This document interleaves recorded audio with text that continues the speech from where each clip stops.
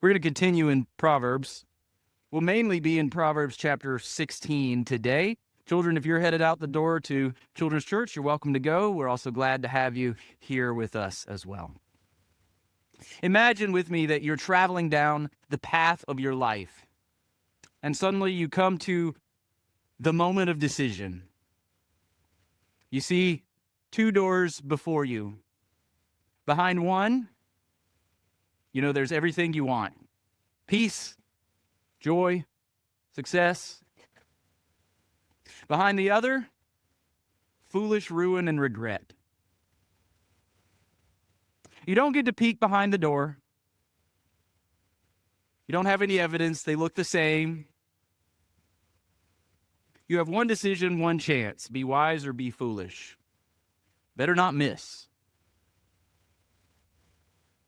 The pressure sounds a little extreme, doesn't it? If we really thought that was the way life worked, I don't know about you, I think I would just hide in my room and try not to do anything. It would be paralyzing. But here's God's gentle relief for us as people walking along the path of wisdom. God's gentle relief for finite people is that wisdom isn't like that. It's not like you're walking along and you come to this high stakes choice, one chance, joy or ruin. No, wisdom is portrayed throughout the book of Proverbs as a pathway. It's portrayed that you walk through life and you make turns here and there. And the good news, the relief for us, is that you can always turn towards wisdom. Even if you took a foolish step, or 30 this past week, or 300. Even if you took a foolish step this morning, even if you take a foolish step while you sit here, you can always turn back towards wisdom. That's the message of Proverbs. It's calling you. It's saying, I'm here. Will you listen? Will you listen? Will you listen? Of course, the pathway of wisdom may be more difficult because of previous foolish choices. That's true. But the door to wisdom never slams shut.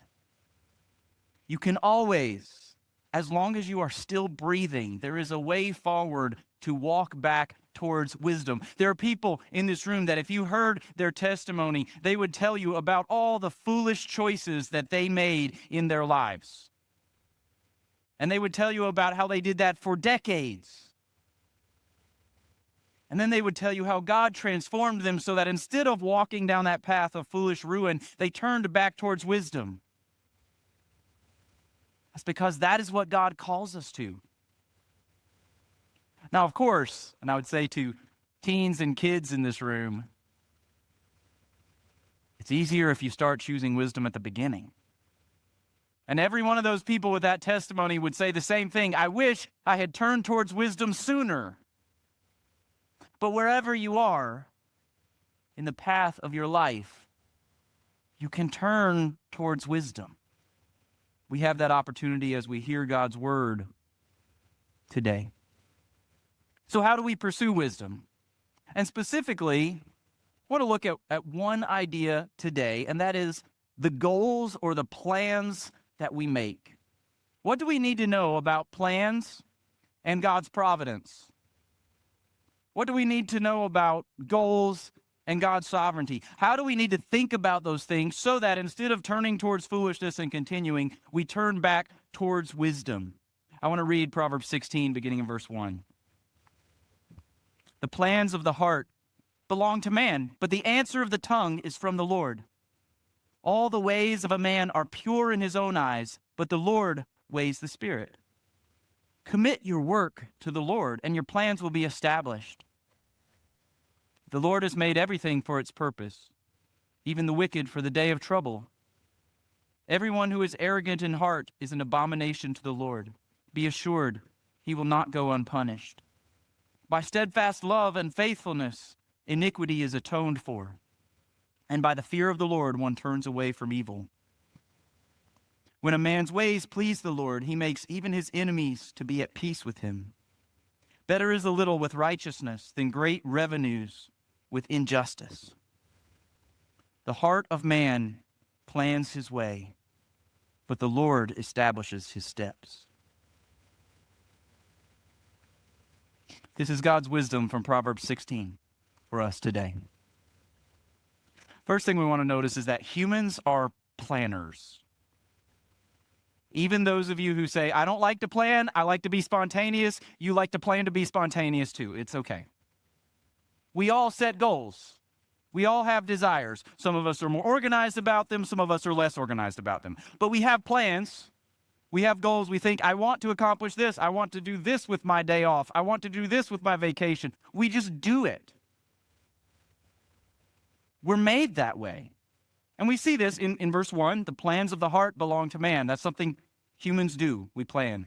We see it in verse 9. The heart of man plans his way. It's just something that we do. You were made to think ahead, to desire, to create, to plan. You reflect your Father. You reflect God. God is not chaotic. He's not sitting in heaven just winging it today. He never is. He's a planner. He thinks.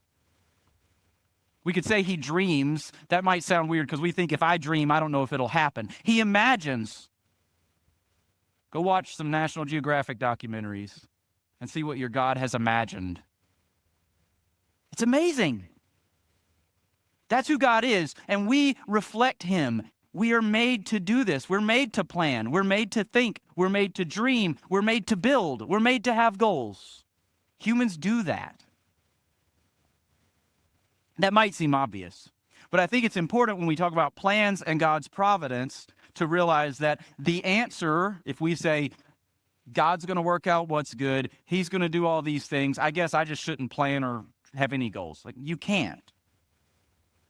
We do plan. We were made for that. We reflect our Father, God, in that way. And I want to say to fathers on Father's Day, we have a role to reflect that in maybe an even greater way.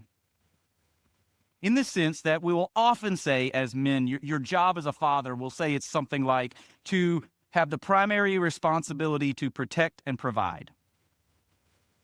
We could debate and add words to it, but just take those two words for a minute, protect and provide. It's interesting that the root of those words, they both have pro at the beginning, right? Protect literally means in front or before, to cover.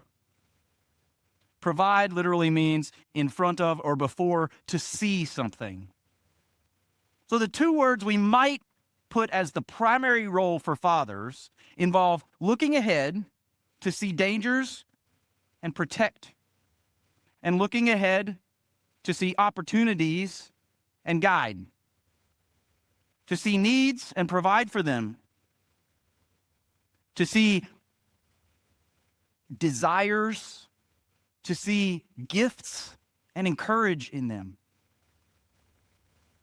You can't do that without some form of planning, of looking ahead. Fathers, you are called to have initiative, to be planners. You can be spontaneous too at times, but to look ahead and say, now, how can I do this in such a way that it is good for my wife and my children? And when you do that, you are reflecting your Father, the master planner, the perfect protector, the perfect provider. Humans are planners. So I want to talk about 4 words. Most of them are used exactly this way, or he talks about the idea, but 4 words that represent concepts we need to know to think, how does Proverbs talk about plans? The first word is the heart. We saw it in verse 1 and in verse 9. The heart plans his way. The plans of the heart. So the heart, in Scripture, it's the center or the core of who you are. It's like the central causing piece. It has to do with what you love. It has to do with what you think. It has to do with what you feel. But it's the core of what causes you to do something. It's your heart. So the heart plans. You notice he doesn't say you plan everything about your heart. Doesn't work like that. He says the main thing that you do, the main thing that you do is based on where your heart is, you make plans. That doesn't mean you can't impact your heart. How do we impact our hearts? Well, we do it primarily by our attention. What do you pay attention to? If you decided, I want to be the kind of person who loves fine art. I love paintings. If you decide you want to be that kind of person, none of you has a switch. You can't just go, oh, I love it. My heart's completely changed. If you think art is boring, you do not have a switch to suddenly go, it's fantastic. We can't do that, can we? But what you could do, you could say, all right, a lot of people think that art is wonderful. I may think they're crazy, but a lot of them think it's wonderful. So what do? You direct your attention. In our current world, you might go watch some YouTube videos where people describe, here's why this work of art is wonderful. You might go to art galleries. You direct your attention. And if your desire is to be someone who loves art, you direct your attention there, hoping that as you're exposed to it and you learn more about it, that changes something inside you. So when I say you don't plan your heart, I don't mean you can't influence it. I mean that it's not ultimately you who is sovereign over your heart. In fact, Proverbs talks about that. It says the heart of the king is in the Lord's hands. He directs it where he wants to. So you plan, your heart plans, but God is the one who ultimately transforms and changes your heart. However, you pay attention, which if you remember going back to the beginning of Proverbs, what does he say over and over? Look, listen, be attentive to my words. Treasure these things up. He says, pay attention. That's the route. That's how you trust that God is going to work in your heart through that attention so that your heart is what it should be when you make plans. So your heart is number one. The second thing, I'll use the word plans. You could use the word goals. You have your heart at your core. You make plans. It's a reflection of your desires. I want this to happen. We saw that in verse 1. We saw that in verse 3. Commit your work to the Lord and your plans will be established. We see it down in verse 9. The third thing is he refers to your ways or your work. So this is not your plans. It's what you do in order to try to pursue your plans. You have a heart. From that comes desires. And then you do something to try to work towards the desires. That's work or ways. We saw in verse 3. Notice the connection. Commit your work, your daily pursuit of the plans you have. Commit your work to the Lord, and your plans, your desires, hopefully for good, will be established. Or in verse 7, notice the way he uses this. When a man's ways please the Lord. He doesn't say plans there. He's talking about something a little bit different. When a man's ways, when the things you do to actually pursue your plans, when those please the Lord. And then the last word I'm going to use is, I'll call it outcomes. You could say the result. Notice in verse 9, he says, the heart of man plans his way. All right, so there's three of our terms, right? The heart, the core, desires, here's the goal. Now here's what I'm going to do. He plans his way. Here's what I'm going to actually take step forward in. But what's the result? And how does that result happen? Last part of verse 9, the Lord establishes his steps. That's the pattern over and over in Proverbs. And as we keep going, we'll see how it connects with our attitude towards God and his providence. We need all four steps. The heart makes plans. We act on it. God establishes the outcomes. That's the pattern. But as we plan, we need to know some significant limitations to our plans. Probably you could come up with these on your own, but God's already told us these limitations. Verse 1, the plans of the heart belong to man, but the answer of the tongue is from the Lord. Have you ever made plans and changed them? Of course you have. You make plans and you go into a conversation planning to say something, and you get done and you think, I didn't say anything like what I meant to be saying. See, the words that come are not always fitting with our plans. Our plans change. That's okay. Now you might think, wait, if the answer of the tongue is from the Lord, does that mean whatever I happen to say is right? Well, what's the point of planning at all then? Well, verse 2, all the ways of a man are pure in his own eyes. You might think it makes sense, but the Lord weighs the Spirit. Not all of our actions are what they ought to be, but he points us to this limitation that says you make plans, and sometimes God changes those plans.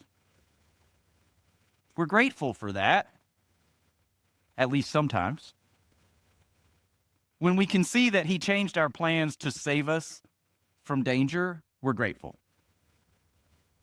When all we see is he changed our plans and we don't see the protection, we might be a little more irritated.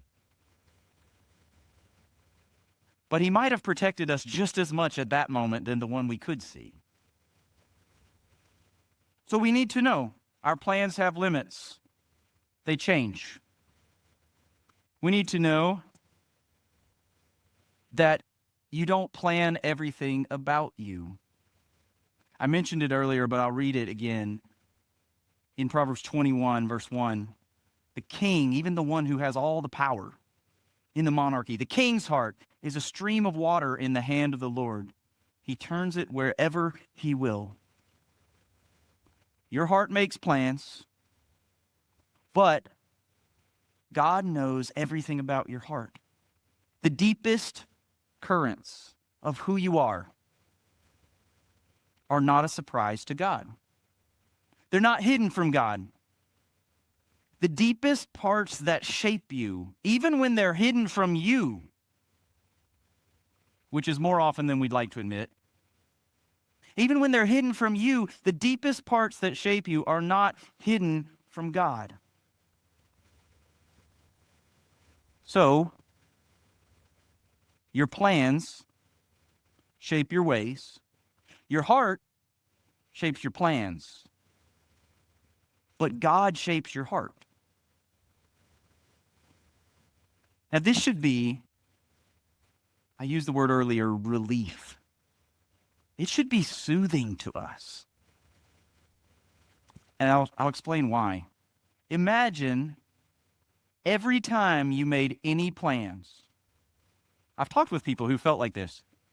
Every time you plan and say, I would like to do something that is good. Now you have to go and question all your motives because probably there's something wrong in your heart.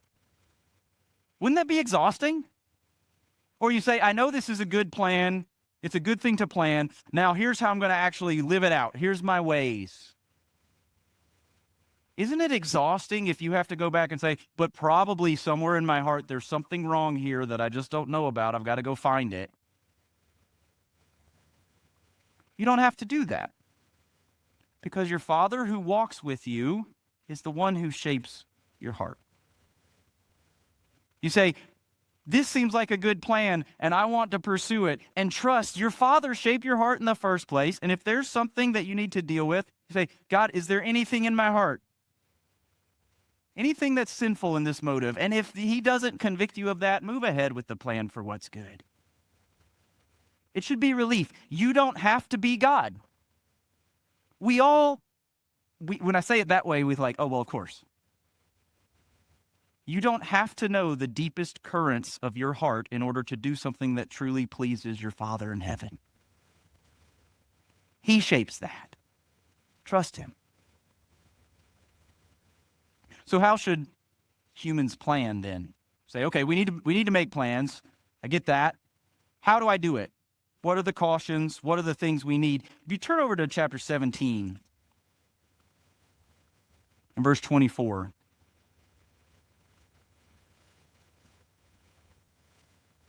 First thing is we need to make plans with wisdom, not with outcome obsession.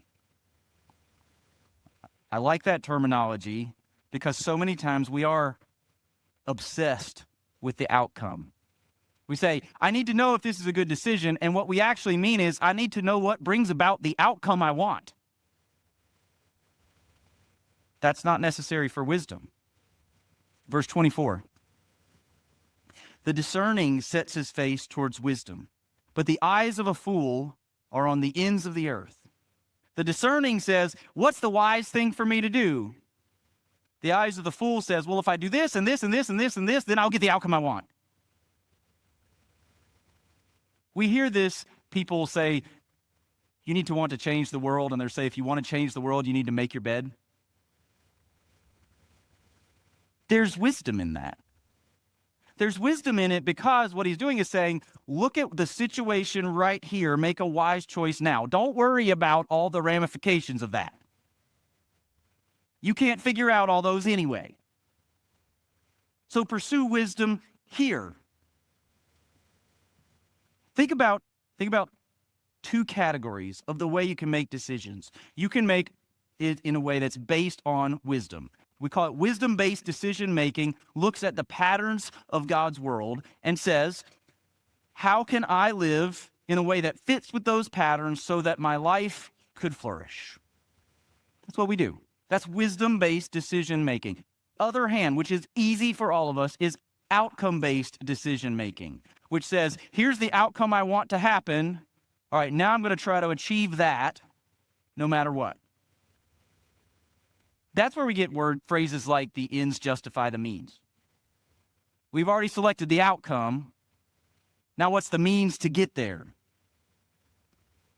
Now we're rarely 100% wisdom-based. If you're thinking, I want to pursue wisdom, you are thinking a little about how is this going to turn out? Sure, I understand. There's a little of that. But we certainly can't be 100% outcome-based. Think about the life of people described in Scripture. If you just think the end of the book of Hebrews, he talks about a lot of really bad earthly outcomes that happened to those people. And yet, their faith was absolutely wise. You can't measure it based on outcomes. For example, if a farmer or a gardener says, I really want to grow tomato plants, that's your goal. Well, what do?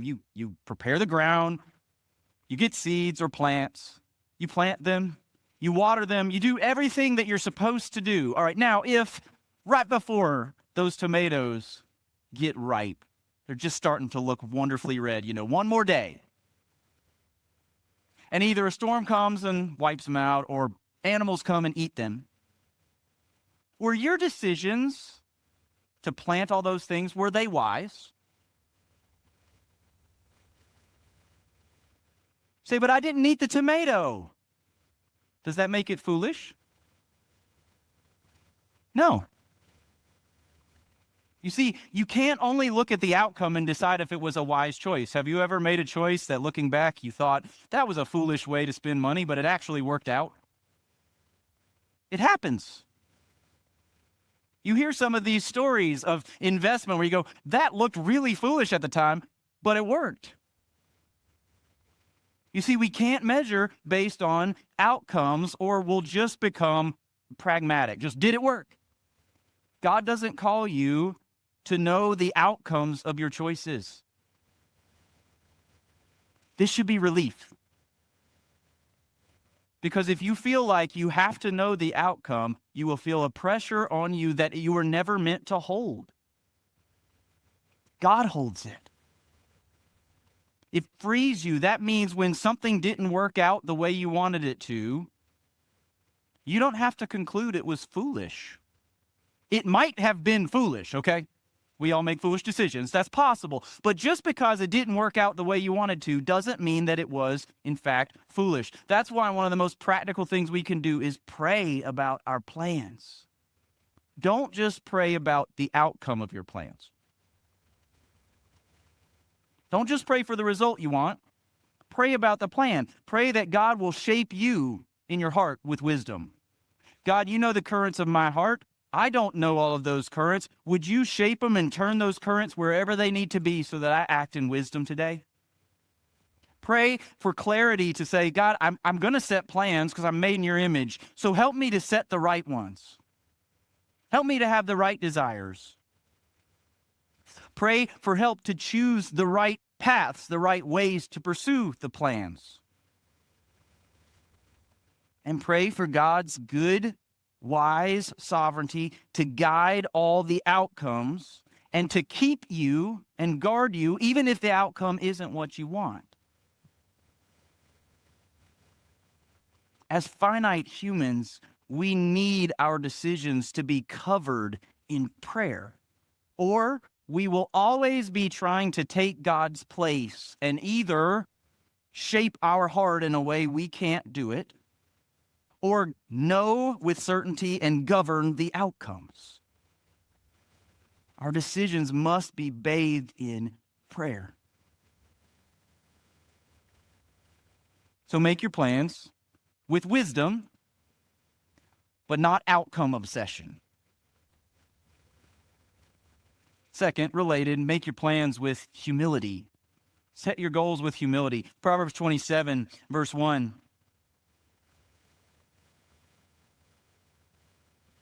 Says, "Do not boast about tomorrow, for you do not know what a day may bring." This is picked up in the New Testament and quoted. Don't think that you can control or know the outcomes with certainty. You don't know what tomorrow brings. You can make the wisest investments and you don't know how they'll turn out, not for sure. You can try to build this relationship and you don't really know how it'll turn out, not with divine certainty. And to think you can control it, it's pride.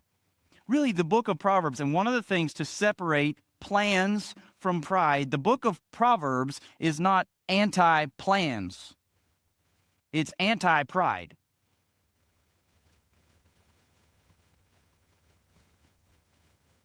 In chapter 21, we see this again. Verse 30. No wisdom, no understanding, no counsel can avail against the Lord. The horse is made ready for the day of battle, but the victory belongs to the Lord. No matter what plans are there, any plans made against God will not ultimately succeed. It doesn't matter how many resources they have. Aren't you glad? We live in a world where people around us make all kinds of plans against God. Psalm 2 says the king sitting on his throne laughs at those plans.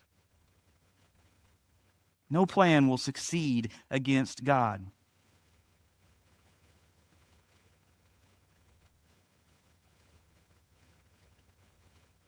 Humility drives us to say, you don't know what's coming.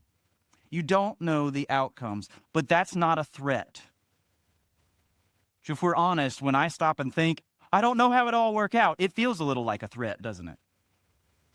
It's not a threat. It's actually a gentle reminder that you are not God. And that is a relief. And prayer reminds us of this humility.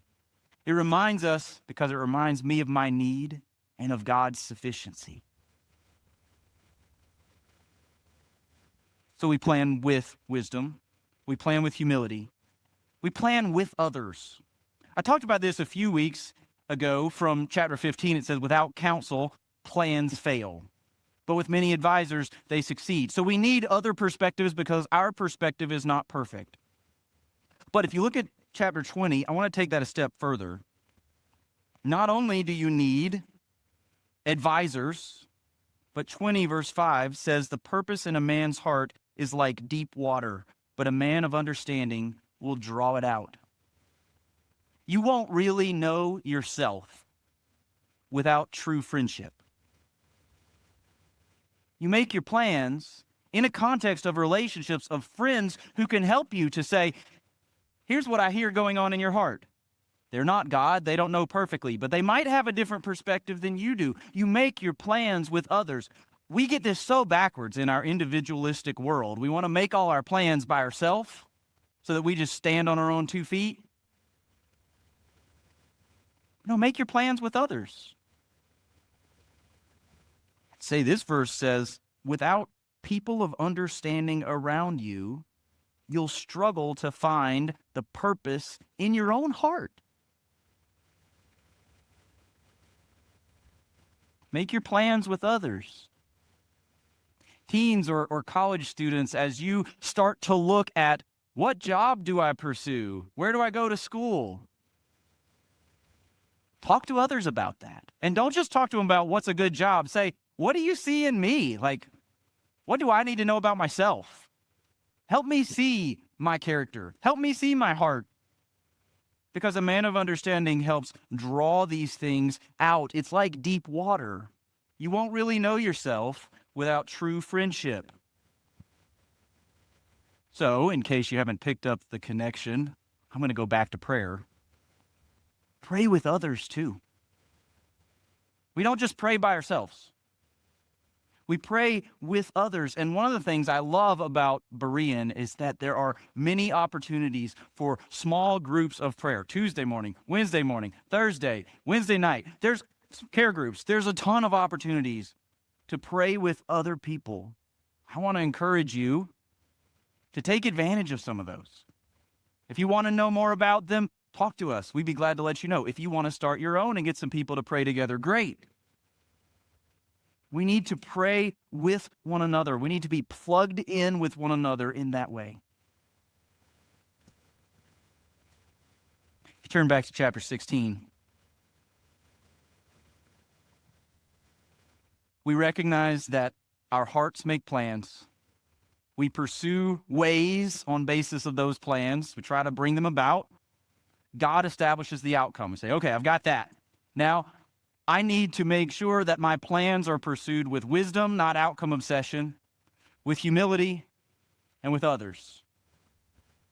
The question that then lands for me is this: how do I know that God is for me in my plans? Like, great, I've got all those plans. How do I know God's for me? What if I make all these plans and they feel good, and then God just kind of goes, no? Is that the way he works? And in fact, I'm sinful. So there's plenty of times God could look at me and not just say, heh, and move it away, but say, actually, you're acting in pride here. So how do I know if God is for me when I make plans? What if there are wicked people who stand in my way? Well, let's look at verse 4, chapter 16. The Lord has made everything for its purpose, even the wicked for the day of trouble. Everyone who is arrogant in heart is an abomination to the Lord. Of course there will be wicked people, but the master planner knows that. He's always known that. He can establish your plans for good despite all the wickedness in the world. And in fact, verse 7 says, he can make your enemies to be at peace with you. What if there are detours along the way? Well, there probably will be. But look at verse 8. Better is a little with righteousness than great revenues with injustice. What if there are detours? Well, you may plan for prosperity. You may plan for great blessing and finances, and yet God detours you from that. Did God fail you? Was God against you? No, God said, there's something better than prosperity. There's something better than wealth. Sometimes the detours we feel when we say, I'm headed this way, and God puts this roadblock, and now we've got to go this direction. Sometimes they aren't God's opposition. They're God reminding you there's something better than the things you were looking at.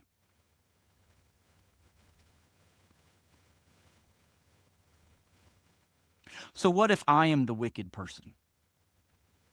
I mean, he says here, he's made everything for its purpose, even the wicked for the day of trouble. The arrogant in heart is an abomination to the Lord. And you sit here and say, I'm arrogant sometimes. Does that mean God's against me? You know, all this great comfort, all this great, you don't have to be God, but you get down to it, and he thwarts the plans of the wicked anyway, and I sin, so therefore none of this relief means anything for me. That's why I'm so glad verse 6 is there. By steadfast love and faithfulness, iniquity is atoned for. This is the solution to sin. I looked and said, well, where else in Scripture are those words used the same way they're used here? Steadfast love and faithfulness. One of them is from Genesis 24. And it's Abraham's servant saying, if you are going to show steadfast love and faithfulness to my master, then do this. That's the only reference in the Old Testament that uses these two words to refer to a human showing steadfast love and faithfulness to another human. Every other time, it is God showing steadfast love and faithfulness to us. He is not telling you the wicked will be punished, but if you come up with enough steadfast love and faithfulness, your sin can be atoned for. No, here's how the Old Testament uses this. In Exodus 34, the Lord, a God merciful and gracious, slow to anger, and abounding in steadfast love and faithfulness. 2 Samuel 2, now may the Lord show steadfast love and faithfulness to you. 2 Samuel 15, may the Lord show steadfast love and faithfulness to you. Psalm 25, all the paths of the Lord are steadfast love and faithfulness. Psalm 61, appoint steadfast love and faithfulness to watch over your king. Psalm 85, in God, steadfast love and faithfulness meet. Psalm 86, but you, O Lord, are a God merciful and gracious, slow to anger, and abounding in steadfast love and faithfulness. Psalm 89, righteousness and justice are God's throne. Steadfast love and faithfulness go before him. Psalm 98, he has remembered his steadfast love and faithfulness to the house of Israel, and that clearly wasn't because they were so great.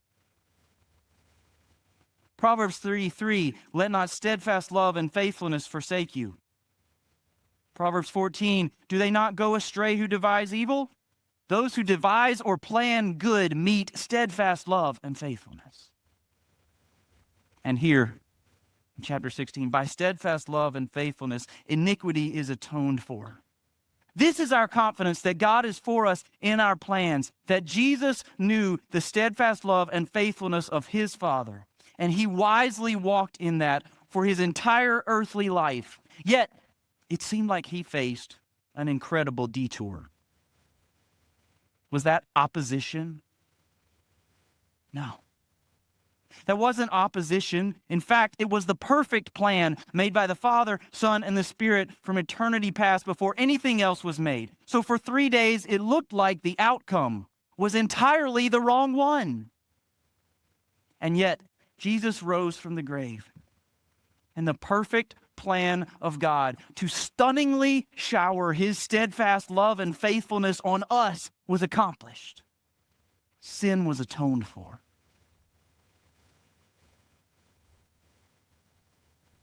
Will you trust him with your plans?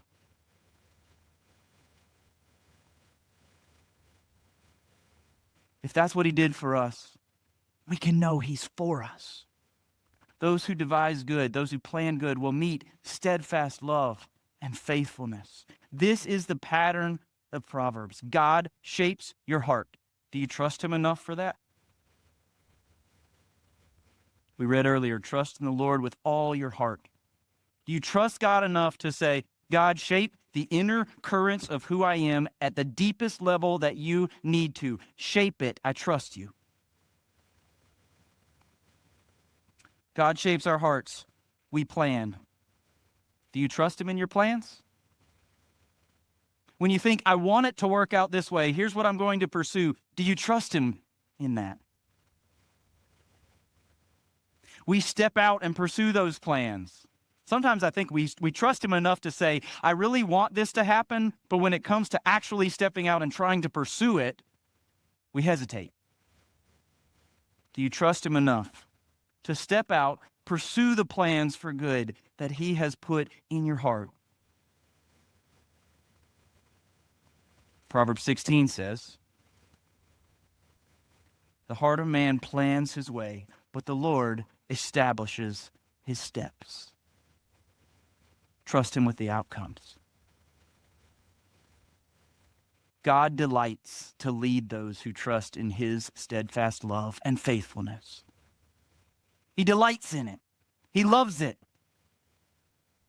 Will you trust your plans and your ways and your outcomes enough to take the next step of wisdom that he puts in front of you? Because it is never too late.